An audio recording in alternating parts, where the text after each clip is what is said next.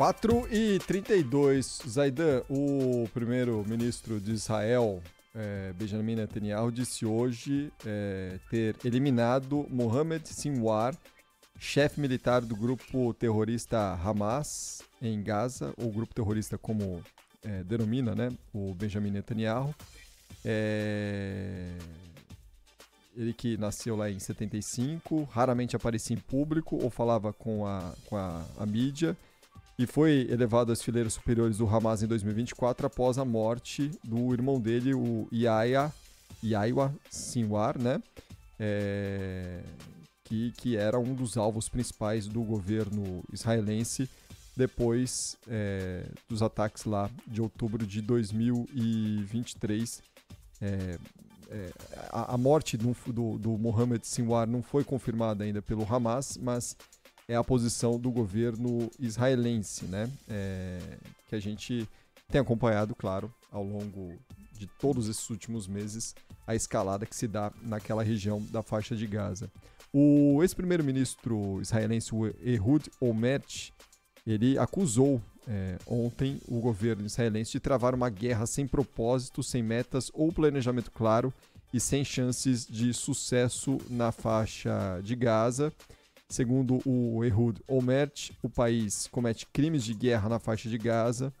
A fala dele, a posição deste líder, né, israelense que compôs, né, o governo de Israel, está em um artigo publicado no jornal israelense Haaretz, em que ele afirma que o governo de Israel está atualmente travando uma guerra sem propósito, sem metas ou planejamento claro e sem chances de sucesso e que, como consequência, milhares de palestinos inocentes estão sendo mortos, assim como muitos soldados israelenses. E nessas mortes de milhares de palestinos inocentes, né, Zaidan, o que a gente sempre destaca, com uma justificativa de que ali e acolá estão líderes do Hamas e tudo mais, e aí os números só aumentam e toda a violência que parece sem fim, Zaidan.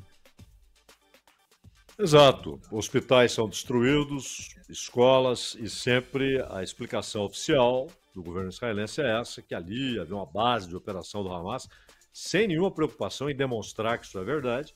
O resultado é que cerca de 55 mil pessoas já morreram na faixa de Gaza. Nós estamos falando de uma população de 2 milhões e 400 mil, e isso representaria 2%, mais de 2%, pouquinho mais, 2,2% da população. Seria como se cerca de 5 milhões de brasileiros fossem mortos, né, em ações militares num período de 1 ano e meio. Então é devastador. E com a morte de mulheres e crianças, você está matando o futuro. E a ideia é essa, né? O combate ao Hamas, claro, ele ocorre desde sempre, mas a ideia que move, é isso que o Olmert está falando, ele chega a chamar Netanyahu e seus ministros de uma gangue criminosa, e ele fala como quem foi primeiro-ministro de Israel não pode ser acusado de ser contra Israel, pelo contrário. Mas hoje, a pesquisa mais recente, Panvec, mostra que 65% da população quer que a guerra termine. Se houver uma eleição nas próximas semanas, Netanyahu perde.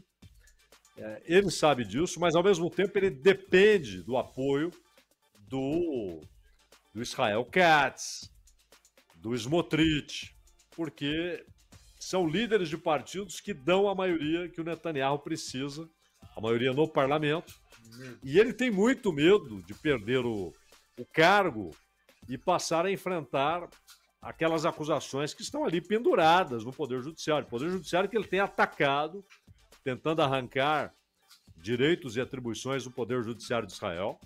Israel é um país de diversidade, Israel é um país onde não há pensamento monolítico em termos políticos. É uma sociedade em que você tem diversos grupos de pensamento, diversas correntes, e neste momento a posição de Netanyahu é minoritária.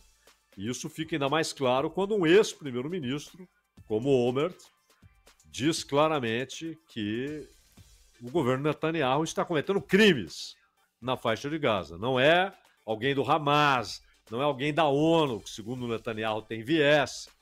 É alguém que representa o Estado de Israel que está dizendo isso, Pondé.